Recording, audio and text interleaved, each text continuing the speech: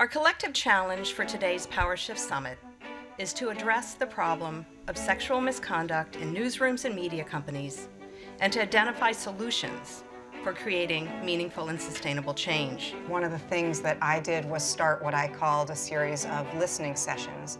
I met with groups of no more than 20 people every day, multiple times a day, throughout our organization for the last 6 weeks or so, just to say, please tell me what's on your mind, what's wrong, what's not working, and if you're in a place to talk about it, what could we do to make things better?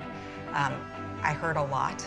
A lot of what we did was spending time looking at risk factors, and surprisingly, a bunch of the factors that were discussed today are risk factors for harassment. So everything from power disparities to having superstars, to isolated workplaces, to homogenous workplaces, to young workers. Those are all big risk factors right now. We should be talking about industry patterns.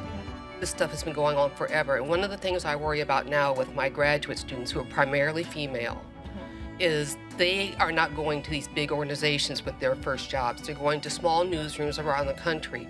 And we're not having conversations the way I think we need to with them about how they protect themselves in those environments. Because there is sometimes a predatory nature, this kind of predatory culture in which young women feel like they have to acquiesce to do certain things just even while they're still students, to get an interview, to get an internship, and even to get a conversation with someone.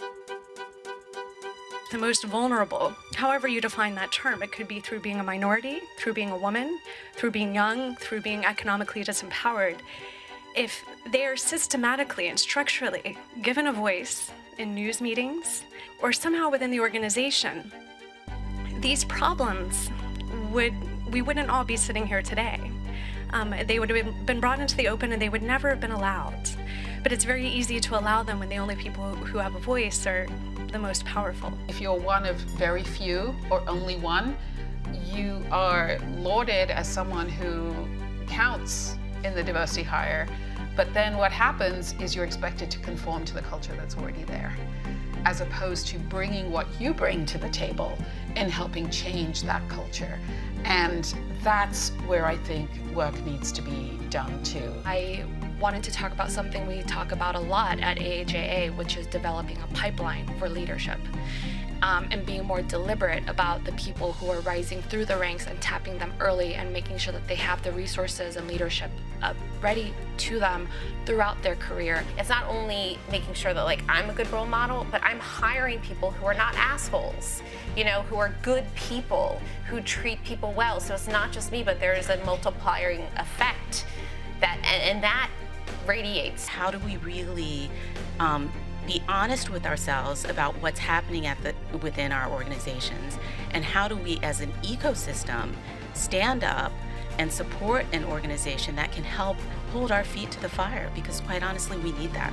I was a founder of USA Today. Diversity was preached every day, and it was part of the culture. The head of the company at that point, Al Newharth, believed in the importance of diversity and inclusion and all of those issues in a way that I fear many leaders of our organizations don't today.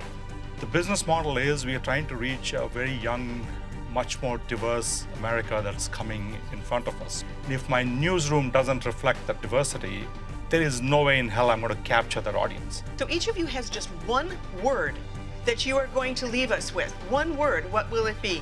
Bring men into the conversation. Listen. Be good to one another. Listen to the most vulnerable person in your newsroom.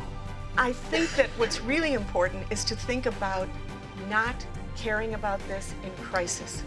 That's what too often happens. People will call somebody in to train on ethics after plagiarism. People will think about harassment training after this earthquake.